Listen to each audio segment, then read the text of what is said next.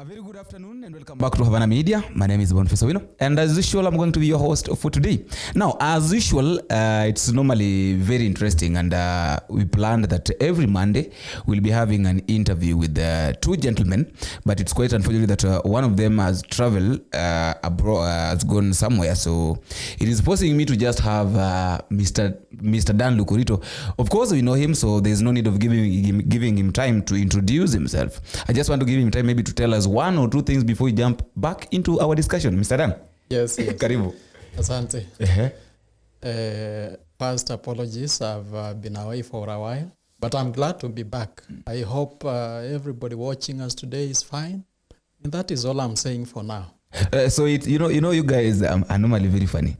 Like the other time you were not there, your friend was here. So today you are here, your friend is not there. But it's just a way of commitment, showing what you're doing, and maybe, in this life, you also have to do something for yourself. And also it must be remembered that last Monday was a holiday, and most of us took time off. I was away, I was out of town. I remember you talking to me and asking me, I told you I'll not make it. So but it was not like we didn't want to.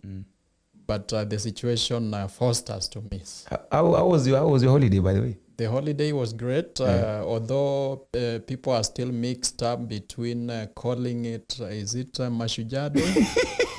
just like I said on 10th October, we should return 10th October to Moi Day. Moi was the honor. It made more sense that time. This Mashujaa Day was slightly better. I remember even the president addressing the people and telling us, the heroes didn't come from only one corner of this country.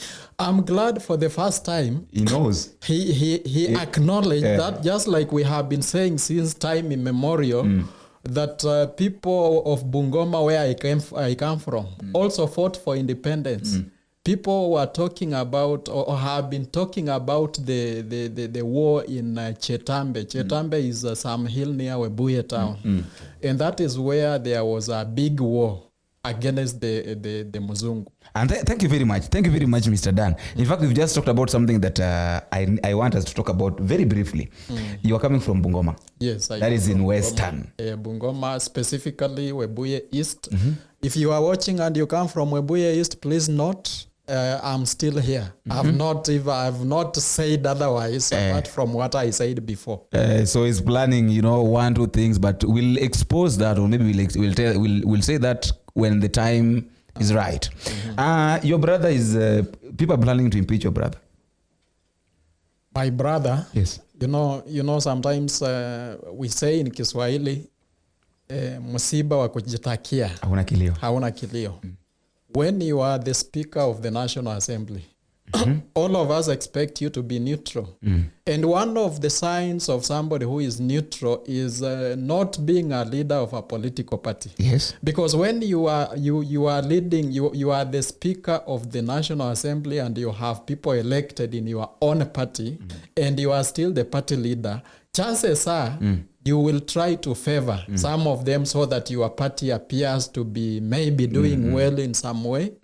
So it was only reasonable. I want to agree with the Right Honorable Raila Odinga on this one. I don't agree with him on many other things, but on this one, Brother Moses Wetangula, the Honorable. Natembea gave him a name of Kaguta.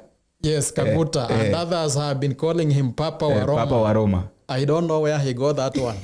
He needs to either resign from being the party leader of Ford Kenya or resign from being the speaker of the National Assembly. If he doesn't, he should be impeached, just like they did with the Gachagua, although the process is not yet over. But I think that is reasonable. I don't support him on this one. And just to let the people know, on Saturday night, I attended a function by a group called Mulembe Unified. Mulembe, in where I come from, means peace. Peace, yeah. So Mulembe Unified is bringing together all the people from Western Kenya for the sake of uniting and growing economically. Yeah. One of the things that came out of that from the speakers is that we as people from Mulembe should support our own even if they are wrong. I don't agree with that one. I'll not just support you because you come from my tribe. I'll support you because you are doing something that something the that is majority right. agree with, something that is right. Thank you. So in short, let's say for instance, right now you can support Natembea. Natembea is he seems to have an agenda, and given his experience, you know, he has been a very serious provincial administrator.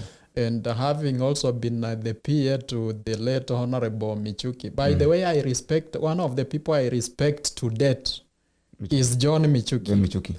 I even after he died and was buried, I had to go up to Kangema in his home and see the grave. Do you know why? We had a chaos in the matatu industry.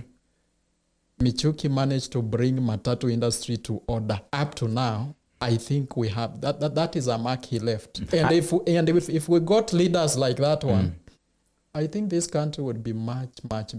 And I think even this issue of seat belts is the one, not that I think, he's the one who introduced it. Yes, exactly. And we are seeing it even right now. It's really helping a lot of people. Exactly. It is only that now our policemen wants to eat bribe. So you see, because of that, we don't look at Michuki in terms of him coming from Mount Kenya or being a Kikuyu. Yeah, what did you do? We look at what he did. That is the legacy he left. And I want to encourage the rest of the leaders. If you are given a national platform, don't favor one side. Yeah, that's true. Let's treat all Kenyans equally. We all pay taxes. And therefore, it only makes sense when we are treating each region of this country in a fair manner. And it should not only be done, but the people should be able to see that it is being done.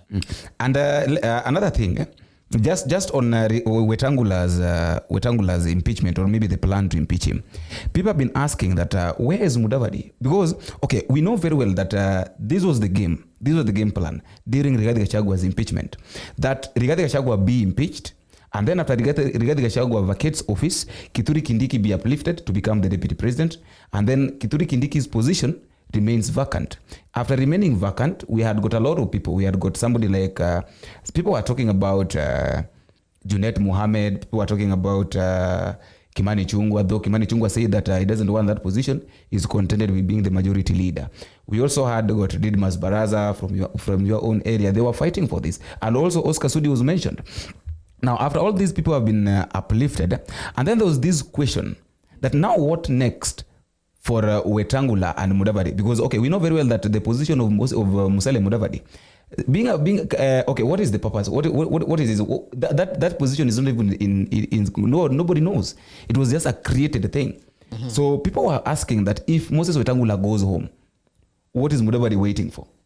Those are the 30% guys. Yeah, the 30% guys, yeah. Now with their 30%, you know, I came to know about the agreement when Gachagua disclosed. But the people were saying that Gachagua is mad. Gachagua is just mentioning things unknowingly. And he produced evidence in form of the assigned document. And even Amos Kingi was included. Exactly. Yeah. Now this is another thing that we should be addressing. The issue of shareholding in governments.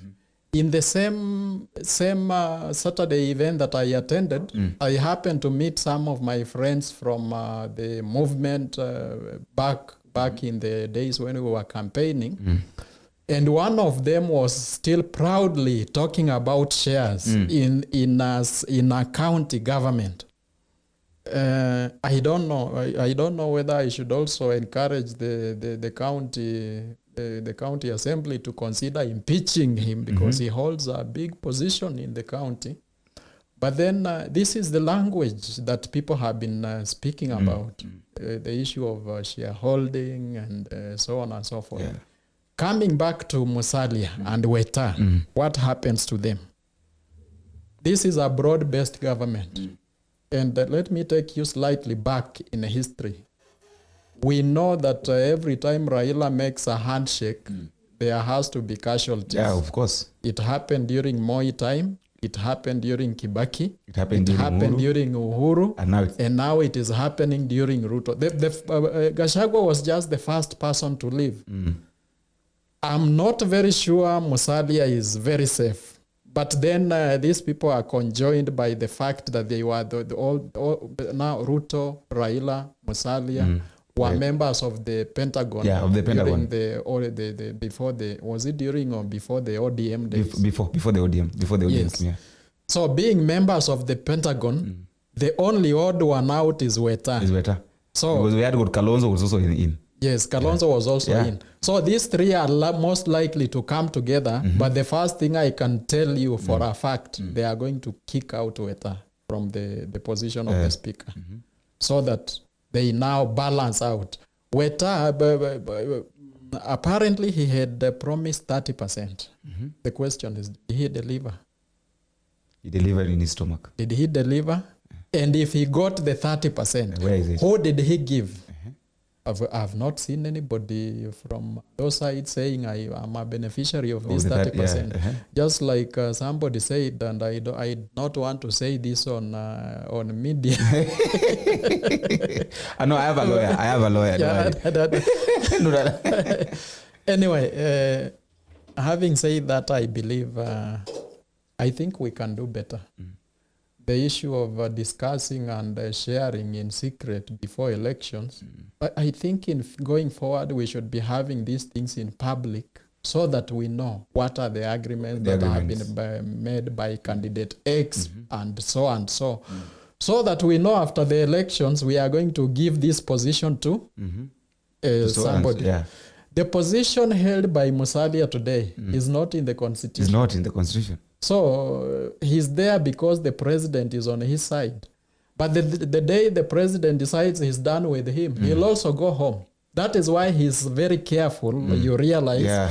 And Musalia is in some way like Kibaki. You know, in Kibaki before the 92 general elections, people were saying Kibaki could not see a fence that he could not sit on.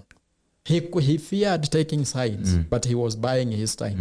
I don't know if Musalia at his age would say he's not even safer. buying time. He's not safe. It's not safe. There has been this narrative of him being a safe pair of hands, and I don't know. I don't know what will come. Maybe you can just say that Raila's mind is maybe he has not thought about Wetangula.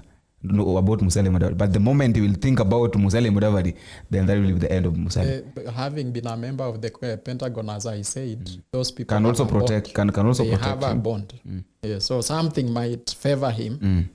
Let's wait and see. Okay, we can wait. So far, he has done well as the Prime Cabinet Secretary. No controversies. One of the achievements that we can. One of the things that is done that we can say. At least he has been there.